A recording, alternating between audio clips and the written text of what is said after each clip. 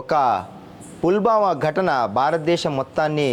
ఒక కుదుపు కుదిపితే అంతకుముందు జరిగిన తాజ్మహల్ ఘటన కావచ్చు బొంబాయికి, లేకపోతే లుంబిని పార్క్ ఘటన కావచ్చు, లేకపోతే గోకుల్ చాట్ ఘటన కావచ్చు, మన దేశ ప్రజల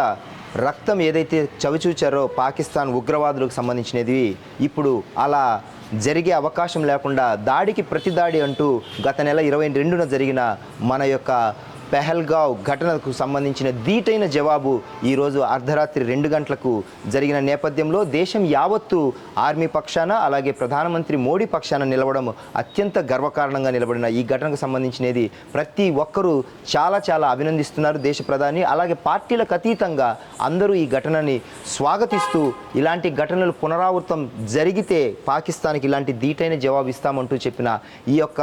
సందేశం ఏదైతే ఉందో భారతదేశ ప్రజలు సంబరాలు చేసుకునే సమయంలో ఉన్నారు. తప్పకుండా రిటాలియేషన్ అనేది ఉంటుంది, దాడికి ప్రతిదాడి ఉంటుందనే ఒక